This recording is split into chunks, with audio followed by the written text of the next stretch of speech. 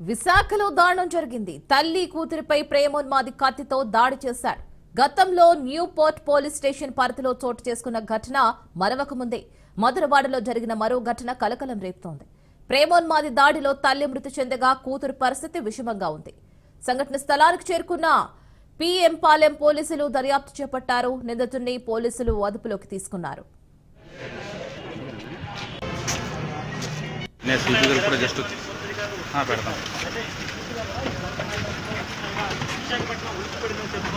ఈ ఘటనలో ఈ వరుస ఘటనలతో ఒకసారిగా గతంలోనే న్యూ పోర్ట్ పోలీస్ స్టేషన్ జరిగిన ఘటన మరో ఉంది. బాగా తెలియజేశారు. పూర్తిగా కూడా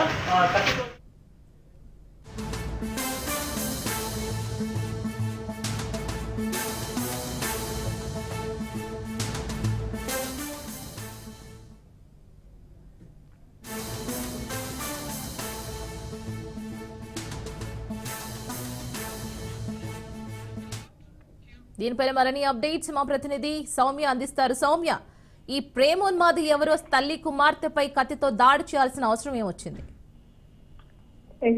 విశాఖపట్నం మధురవాడ స్వయం కృషి నగర్ వద్ద బుధవారం మధ్యాహ్నం అయితే ఈ సంఘటన చోటు చేసుకుంటుంది.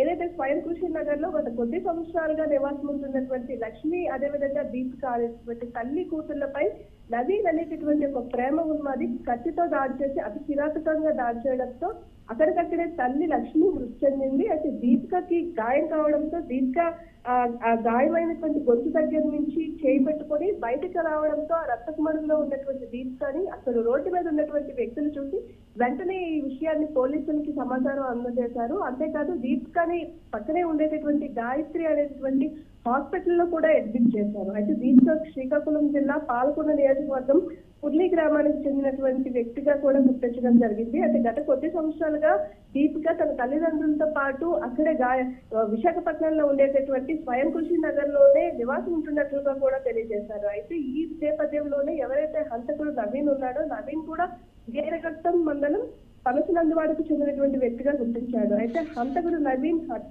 హత్యాయత్నం చేసిన తర్వాత అక్కడ ఏదైతే సంఘటన స్థలం నుంచి చాలా చాటుచక్యంగా పరారైనప్పటికీ కూడా సంఘటన స్థలానికి చేరుకున్నటువంటి పోలీసులు ఎవరైతే ఉన్నారో అప్పటికే నవీన్ యొక్క వివరాలు, అదేవిధంగా నవీన్ యొక్క కాంటాక్ట్ నంబర్ ను తీసుకొని అత్యాధునిక టెక్నాలజీతో నవీన్ ఎటువైపు వెళ్తున్నాడు ట్రాక్ చేసి శ్రీకాకుళం మీదుగా తన సొంత ఊరైనటువంటి పనసనందువాడకు వెళ్తున్నాడని గ్రహించి ఇక్కడ శ్రీకాకుళం జిల్లాకి సంబంధించినటువంటి పోలీసు బృందాలతో కాంటాక్ట్ అయ్యారు. అయితే ఇక్కడ ఉండేటటువంటి పోలీసులందరూ కూడా దాదాపు 4 బృందాలుగా విడిపోయి అక్కడ ఉండేటటువంటి అనే వ్యక్తిని తన యొక్క కాంటాక్ట్ నెంబర్ ఏదైతే ఫోన్ ఉంటుందో దాని నుంచి ట్రాక్ చేస్తూ వెళ్తూ బూర్జీ దగ్గర ఉండేటటువంటి